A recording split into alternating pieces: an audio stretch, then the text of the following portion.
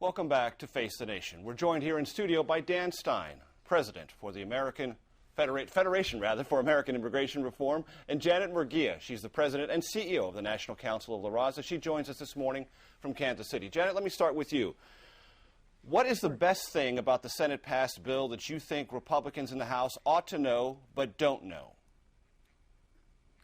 Well, I think the best thing about the Senate-passed bill is that it really tries to address the issue of immigration reform in a comprehensive way, and that there are real answers for this problem in this bill. We want them to know that there is a path to legalization and citizenship that actually is a tough and narrow one, that allows for criminal background checks, that allows for folks to go to the back of the line, and that makes sure that we are doing everything from a security standpoint to create a strong immigration reform system.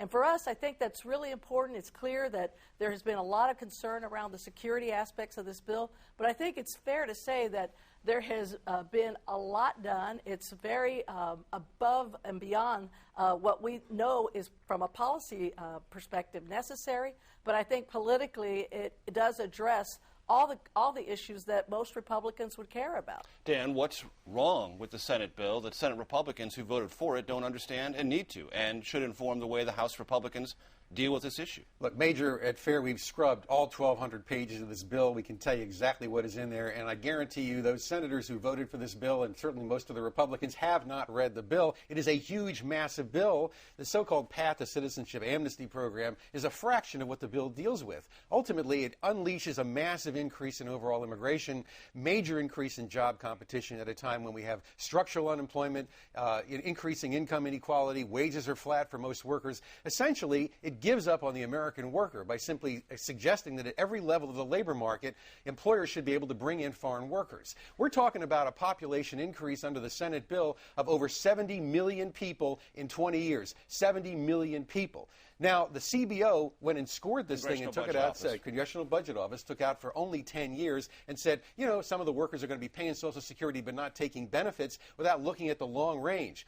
Over the long term, if you pass a bill like the Senate bill, the borders will never be secure. Illegal immigration will continue. We'll continue to see the Americans driven out of the labor market right now, and special interests that control the debate all through the Senate process will control how many people come in and under what conditions. The House has to turn around and basically say, forget about the Senate bill. The Senate bill was drafted in a corrupt fashion with special interests. There were no amendments practically adopted on the Senate floor. Reid had the fix in, Schumer did. And let me tell you, we've been down the road with Schumer back in 1986, and we know the Senate bill will not control our borders or stop illegal immigration, and it will not serve the interests of the American people. But, Dan, there was an amendment, a very visible amendment, a big amendment, $46 billion of border security, increasing the Border Patrol, they at least authorized a lot number of from money 20,000 to 40,000. That's all bumped. That was a total sop. Everything about the Senate bill is special interest, power politics, financial greed. We're talking a public policy disaster. Who is not at the table in the Senate bill? The American people. What we're going to do at FAIR is spend millions of dollars to make sure the American people understand what is in this Senate bill. Already they're starting to demonstrate outside members of Congress's offices. This is not the path the American people or this nation should be taking on immigration. Janet, I know there's many things you want to respond. Jump in, please. Sure. Well, I think the fact is that this bill does have not only broad bipartisan support, and we saw strong Republican support in the Senate bill, but it has the strong support of the American people. What Dan said couldn't be further from the truth. The fact is that we have a majority of support of the American people for this bill, and certainly for a comprehensive approach, reform to immigration system. And this bill has the support of progressives and conservatives. Grover Norquist has thrown his full support behind this bill. He is not someone who is a softie or a lefty here. We also have seen evangelical and conservative support behind this bill, and we've seen the chamber, labor, business, all kinds of folks from across the spectrum are supportive of this bill, and it's because it has the broad support of the American people. The American people want a solution, and this bill offers a solution. But what's key is for the House to offer their own version of a solution if that's what they want.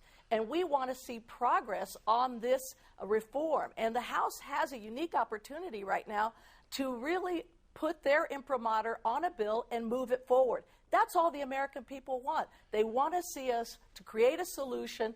The Senate bill is a bipartisan solution that has broad American support. We want the House to create a solution. We'll put these bills in conference, and then let's get this issue done and off the table. That's what the American people want. The Senate bill offers a great model and a framework that has bipartisan support and is greatly widely supported by the American people. But Janet, you heard on this very set, do their job. You heard on this very set, Congressman McCall and Congressman Becerra agree on one thing, that the Senate amendment that added all that money on Border Patrol and border control was probably too much money, that there isn't a good plan behind it, and may waste taxpayer dollars. Do you agree with that?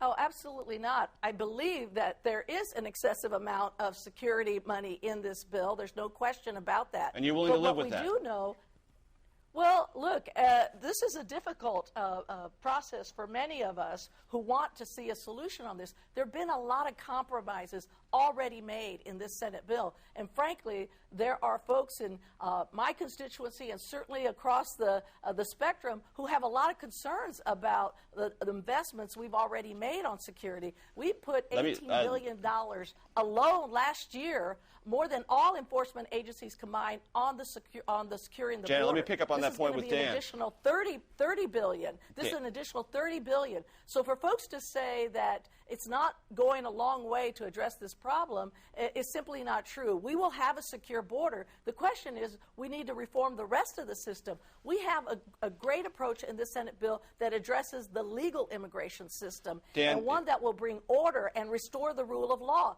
That's what the American people want. Right. Dan, what you're hearing from Janet is, on the left, or from her perspective, her constituents, they're at the breaking point. They've compromised all they're going to compromise. Is that music to your ears? Do you think that there was no compromise in the Gang of Eight in the Senate process? The amendment process was locked in Judiciary Committee, and then it was locked in the floor. There were 9 amendments when there were 300 and some filed. Reid basically kept a lockdown.